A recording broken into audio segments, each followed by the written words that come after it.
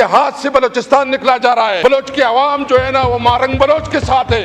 एक बेचारी एक खातून, एक बच्ची, और इसके खिलाफ ये प्रोपेगेंडा शुरू किए हुए हैं कि जो मारंग बलोच जो है ना तशद्दुद को सपोर्ट कर रही है, कर रहे हैं। इन तमाम चीजों का मकसद ये है कि बलूचिस्तान में फिर से खौफ व हरास फैलाया जाए, बलूचिस्तान में फिर से सियासी अमल पर प्रतिबंध लगाई जाए।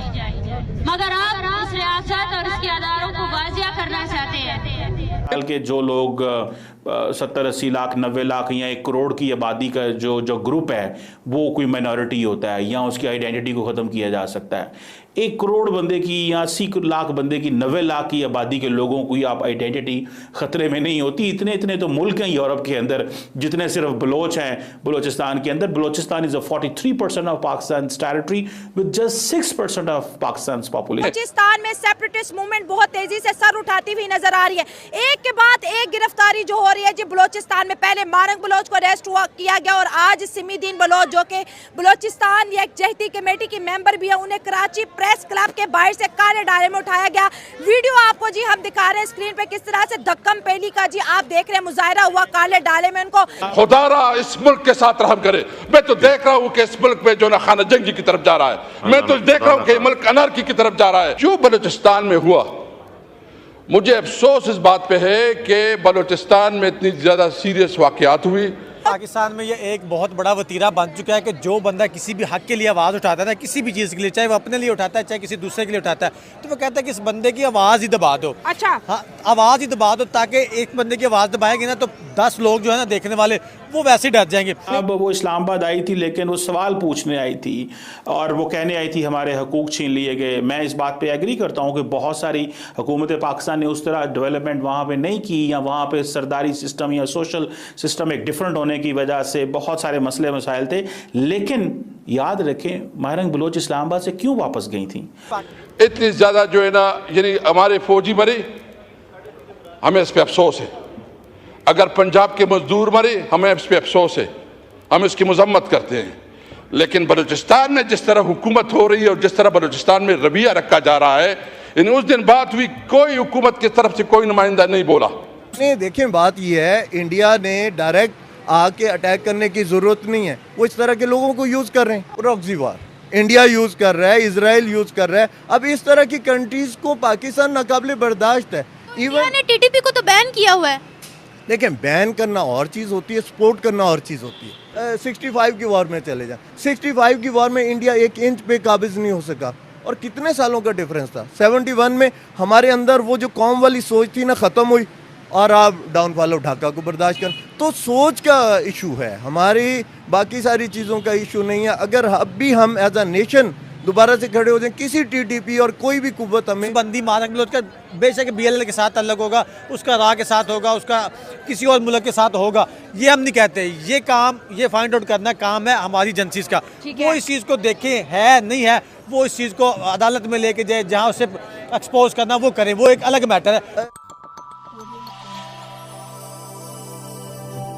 हेलो दोस्तों, जय हिंद। महरंग बलूच की गिरफ्तारी कमजोर पाकिस्तान की हताशा को दर्शाती है। हिंसा भड़काने के आरोप में उसे कई अन्य लोगों के साथ गिरफ्तार किया गया है। पाकिस्तान का यह मानना है कि उसे हिरासत में रखने से बलूच विद्रोह की तीव्रता कम हो जाएगी। इसके विपरीत इसने क्वेटा को विरोध करने और पूरे बलूचिस्तान में बंद हड़ताल करने के लिए मजबूर कर दिया है। हाल के जो लोग 70-80 लाख 90 लाख या 1 करोड़ की आबादी का जो ग्रुप है वो कोई माइनॉरिटी होता है या उसकी आइडेंटिटी को ख़त्म किया जा सकता है। 1 करोड़ बंदे की या 80 लाख बंदे की 90 लाख की आबादी के लोगों की आप आइडेंटिटी ख़तरे में नहीं होती। इतने तो मुल्क हैं यूरोप के अंदर जितने सिर्फ बलोच हैं बलूचिस्तान के अंदर। Balochistan is 43% of Pakistan territory with just 6% of Pakistan population. बड़ा स्कैटर्ड है। सो ये जो नैरेटिव है कि मेरे साहब ने यह भी कहा कि जनाब वो इस्लामाबाद आई थी लेकिन वो सवाल पूछने आई थी और वो कहने आई थी हमारे हकूक़ छीन लिए गए। मैं इस बात पे एग्री करता हूँ कि बहुत सारी हुकूमत पाकिस्तान ने उस तरह डेवलपमेंट वहाँ पे नहीं की या वहाँ पे सरदारी सिस्टम या सोशल सिस्टम एक डिफरेंट होने की वजह से बहुत सारे मसले मसाइल थे। लेकिन याद रखें महरंग बलोच इस्लामाबाद से क्यों वापस गई थी। वो इसलिए वापस गई थी, आपको याद होना चाहिए, उस वक्त ईरान ने पाकिस्तान पे हमला किया, पाकिस्तान ने रिस्पॉन्ड किया और वहाँ पे जो लोग मारे गए थे जिसको ईरानी गवर्नमेंट ने कहा था दे आर नॉन ईरानियंस, वो बेसिकली बीएलए के लोग पाकिस्तान ने मारे थे। और महरंग बलोच ने इस्लामाबाद में धरने में बैठ के ये कहा था कि तुम इस बात पे क्यों खुश होते हो कि पाकिस्तान ने ईरान पे हमला किया है, वो लोग हमारे ही लोग थे, वो यानी कि वो बलोच मारे गए थे, वो बलोच मिलिटेंट्स मारे गए थे। सो इट मींस खुदारा इस मुल्क के साथ रहम करे। मैं तो देख रहा हूं कि इस मुल्क में जो ना खाना जंगी की तरफ जा रहा है, मैं तो देख रहा हूं कि मुल्क अनारकी की तरफ जा रहा है। जो बलूचिस्तान में हुआ, मुझे अफसोस इस बात पे है कि बलूचिस्तान में इतनी ज़्यादा सीरियस वाक़यात हुई, इतनी ज़्यादा जो है ना यानी हमारे फौजी मरे, हमें इस पर अफसोस है। अगर पंजाब के मजदूर मरे, हमें इस पर अफसोस है, हम इसकी मजम्मत करते हैं। लेकिन बलूचिस्तान में जिस तरह हुकूमत हो रही है और जिस तरह बलूचिस्तान में रवैया रखा जा रहा है, इन उस दिन बात हुई, कोई हुकूमत की तरफ से कोई नुमाइंदा नहीं बोला। ये इसकी रिस्पॉन्सिबिलिटी थी कि वो आए, कौम के सामने रखे कि वो इस बलूचिस्तान में क्या पॉलिसी अपनाए हुए हैं। बलूचिस्तान में सेनेट में उन्होंने डिबेट की, स्पीकर साहब, नेशनल असेंबली में नहीं हुई। सबसे बड़ा हाउस ये है, इस हाउस में बात होना चाहिए। मेरा मुतालिबा ये है कि अख्तर मेंगल साहब आज हैं, उन्होंने रिक्वेस्ट भी की है, आप इसको बात भी करने देंगे। आप हुकूमत की पॉलिसी वाज़ेह करें कि बलूचिस्तान को कैसे हैंडल कर रहे हैं। इनके हाथ से बलूचिस्तान निकला जा रहा है। आज जो है ना पूरी बलोच की आवाम जो है ना वो मारंग बलोच के साथ है। एक बेचारी एक खातून, एक बच्ची, और इसके खिलाफ ये प्रोपेगेंडा शुरू किए हुए हैं कि जो मारंग बलोच जो है ना दहशतगर्द को सपोर्ट कर रहे हैं, ये कर रहे हैं। बहुत अफसोस है। खुदारा इस मुल्क के साथ रहम करे। मैं तो देख रहा हूँ कि इस मुल्क में जो ना खाना जंगी की तरफ जा रहा है, मैं तो देख रहा हूँ कि मुल्क अनारकी की तरफ जा रहा है।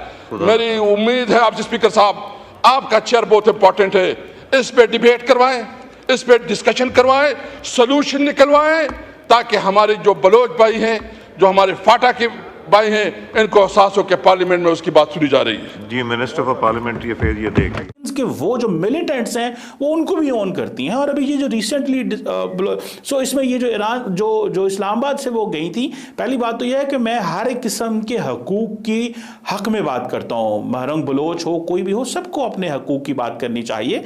लेकिन as a spokesperson of the terrorist, as a sympathisers of the terrorist सामने नहीं आना चाहिए ये एक, क्योंकि पंजाब के अंदर आजकल एक बहस चल रही है कि पंजाब तो एक बड़ा तबका जो है बलूचिस्तान के हकूक की बात करता है, इंटेलिजेंसिया लिबरल्स बात करते हैं, लेकिन जो बलोच लोग हैं जब पंजाबी बलूचिस्तान में मारे जाते हैं तो बात नहीं करते। मारंग बलोच ने भी कभी पंजाबियों के कत्ल होने की वहां पे बात नहीं की। बहरहाल अभी उससे भी आगे निकलते हैं। सो ये सवाल किया जाता है कि जनाब एक पंजाबी आर्मी, ये बात की गई, ये एक नेशनल आर्मी है। मैं आपको कई ऐसे बलोच लोग गिना सकता हूं जो बलोच